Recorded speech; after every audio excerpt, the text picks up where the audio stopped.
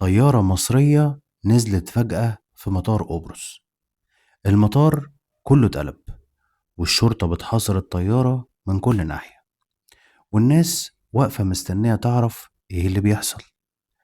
جوه الطيارة كان في شخص واحد مسيطر على الموقف كله، وبيهدد انه هيفجر الطيارة، وبيقول كمان انه معاه حزام ناسف.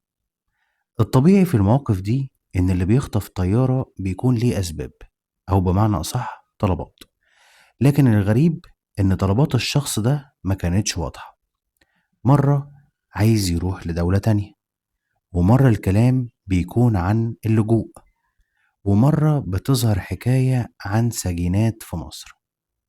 وفي نفس الوقت بيبدأ يفرج عن الركاب واحد ورا التاني، لحد ما يفضل جوه الطيارة عدد قليل جدا من الركاب. ساعات من التفاوض بتمر، والشرطة مستنية أي حركة غلط، وفجأة باب الطيارة بيفتح، الخاطف بيخرج رافع ايده، والشرطة بتقبض عليه. وبعد التفتيش بتظهر المفاجأة اللي محدش كان متوقعها: الحزام الناسف كان مزيف. لكن هنا السؤال الحقيقي: ازاي حزام وهمي قدر يخلي طيارة مصرية تغير مسارها بالكامل وتهبط في قبرص؟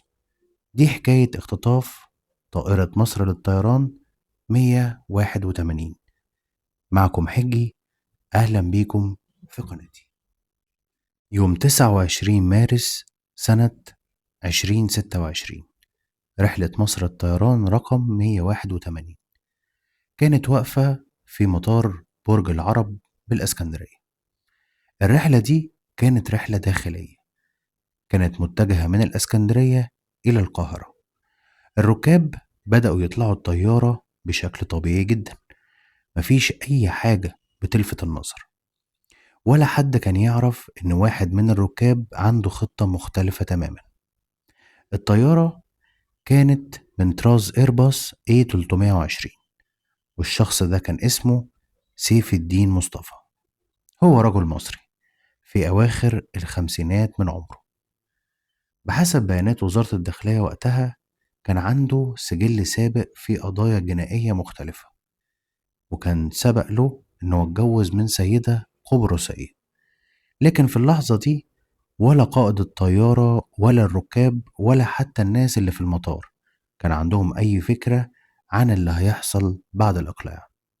والأغرب إن سيف الدين مر بإجراءات التفتيش الأمنية قبل ركوب الطيارة، لكن بعد ما الطيارة بدأت تتحرك قدر يستخدم حاجات عادية كانت معاه علشان يعمل منها تهديد أخطر بكتير من حقيقتها. الطيارة أقلعت من برج العرب. الدقايق الأولى عدت بشكل طبيعي جدا. الركاب كانوا بيتكلموا، ناس كانت بتبص من الشباك، وناس تانية كانت مستنية الرحلة تخلص. لكن فجأة الوضع اتغير. سيف الدين أعلن إنه خاطف الطيارة، وقال إن معاه حزام ناسف، والتهديد طبعا كان واضح: لو الطاقم منفذش أوامره الطيارة هتتفجر. بالنسبة للطاقم مفيش وقت للتجربة، ومفيش حد يقدر يقول يمكن الحزام مش حقيقي أو ممكن ما يشتغلش معاه. يعني في احتمالات كتيرة، لأن مجرد احتمال وجود متفجرات على متن الطيارة كفاية إنه يحول الموقف لكارثة. قائد الطيارة كابتن عمر الجمال عرف إن أي تصرف غلط ممكن يعرض عشرات الأرواح للخطر، فبدأ يتعامل مع الموقف بمنتهى الهدوء. الخاطف طلب تغيير اتجاه الطيارة، لكن لفين؟ في البداية ظهرت أكتر من رواية. أول رواية كانت بتقول إنه طلب أوروبا، وفي رواية تانية بتقول إنه طلب قبرص، وفي رواية تالتة كانت بتقول تركيا. لكن في النهاية كان الاختيار هو قبرص. طب ليه؟ لأن الطيارة ما كانش عندها وقود يسمح برحلة طويلة، فعشان كده من أقرب الأماكن اللي ممكن تنزل فيها هي قبرص، وكان مطار لارانكا هو الاختيار الأنسب. تخيل معايا الموقف من جوه كابينة القيادة. انت كابتن الطيارة، وورا ظهرك عشرات الناس من الركاب، وقدامك شخص بيقولك إنه شايل حزام ناسف، ومطلوب منك في نفس الوقت إنك تحافظ على هدوء الطاقم والركاب وتوصل بالطيارة لمكان آمن من غير ما تعرف هل التهديد ده حقيقي ولا خدعة. قائد الطيارة بعد كده حكى إنه تعامل مع الخاطف بجدية كبيرة جدا. سيف بعت ورقة مع أحد أفراد الضيافة، والرسالة دي كانت واضحة جدا: ما ترجعوش لمصر، انزلوا في مطار أوروبي وإلا هفجر الطيارة. وفي النهاية الطيارة اتجهت إلى قبرص، وفي الوقت نفسه كانت السلطات المصرية والقبرصية بدأت تعرف إن في أزمة كبيرة جاية. في مطار لارانكا الأخبار بدأت تنتشر بسرعة: طيارة مصرية مخطوفة جاية في الطريق. المطار بيتحول فجأة لمنطقة أمنية، والشرطة القبرصية بدأت تتحرك في كل حتة، والرحلات الجوية بتتأثر، والناس الموجودة في المطار مش عارفة بالظبط إيه اللي بيحصل. والطيارة أخيرا هبطت، وهنا بدأت مرحلة أخطر، لأن الطيارة بقت على الأرض. الشرطة كانت بتتعامل مع احتمال وجود متفجرات، والسلطات ما كانتش عارفة بالظبط مين هو الخاطف، وفي نفس الوقت ما كانتش عارفة هو عايز ايه، وهل الحزام الناسف اللي هو لابسه ده حقيقي. في بداية الأزمة ظهرت أخبار عن وجود أكتر من خاطف، وبعض الأخبار قالت إن عدد الخاطفين مش معروف، وده طبعا طبيعي جدا في الأزمات اللي بتتحرك بسرعة. لكن بعد فترة اتضح إن الشخص اللي بيسيطر على الطيارة هو شخص واحد بس، وهو سيف الدين مصطفى.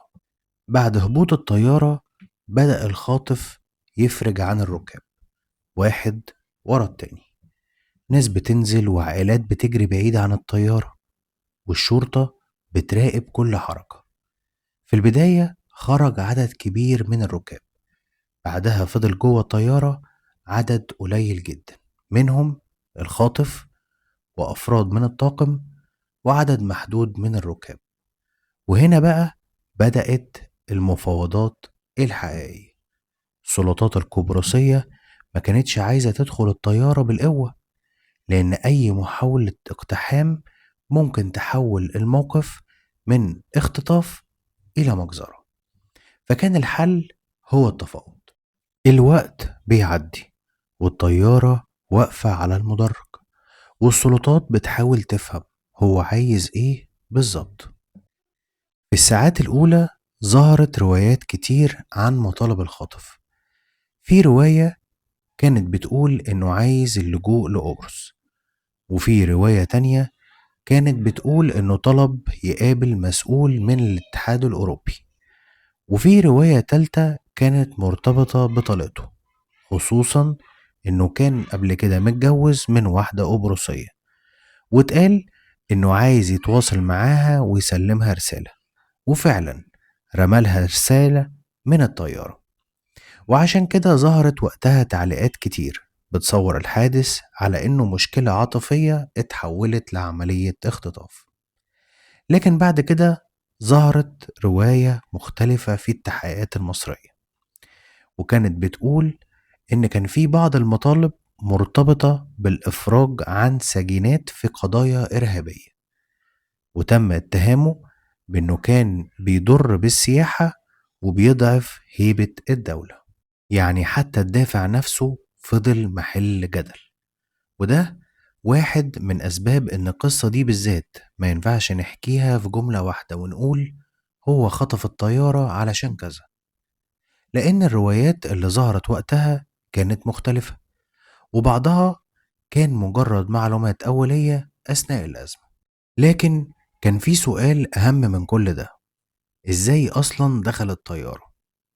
إزاي شخص عليه سوابق يقدر يعدي من إجراءات أمنية وبعدها يظهر جوه الطيارة بحزام ناسف؟ التحقيقات المصرية قالت إنه مر بإجراءات التفتيش العادية، وبما فيها أجهزة الفحص والبوابات الإلكترونية وتفتيش الأمتعة. وبحسب بيان وزارة الداخلية وقتها إن الشنطة اللي كانت معاه ما كانتش فيها متفجرات، كانت فيها حاجات شخصية عادية. لكن سيف الدين استخدم بعض الحاجات دي بطريقة خلتها إنها يبقى شكلها عامل زي الحزام الناسف.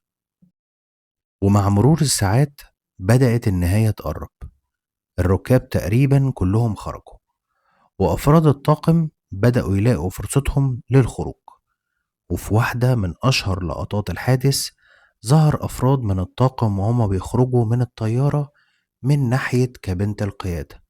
واحد منهم نزل بطريقة سريعة جدا من فتحة في الطيارة.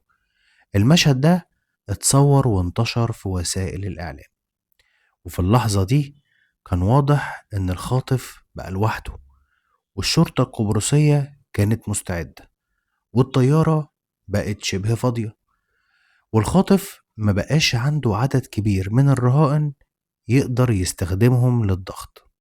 لكن السؤال كان، هل هيستسلم ولا هيحصل حاجة تانية؟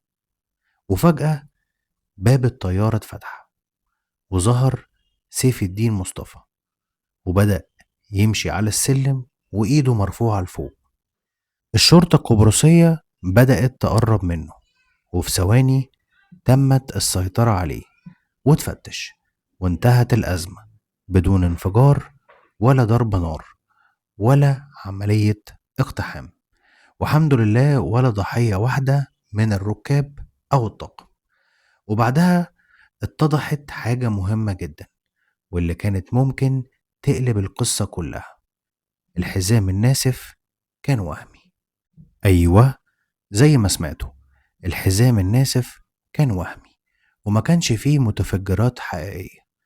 الراجل قدر يخوف طقم الطيارة كله ويجبرها إنهم يغيروا المسار من مصر لقبرص باستخدام تهديد مبني على شيء مزيف. لكن القصة ما انتهتش عند اللحظة دي، لأن بالنسبة لسيف الدين مصطفى دي كانت مجرد بداية مرحلة جديدة. تم توقيفه في قبرص، وبدأت إجراءات التحقيق والمحاكمة هناك. مصر طلبت تسليمه علشان يتحاكم أمام القضاء المصري، لكن الموضوع ما كانش سريع، لأن سيف الدين حاول يعترض على ترحيله، وقال إنه مش هيحصل على محاكمة عادلة في مصر، وبالتالي دخلت القضية في معركة قانونية استمرت فترة طويلة. وفي النهاية صدر قرار من القضاء القبرصي بالموافقة على تسليمه لمصر.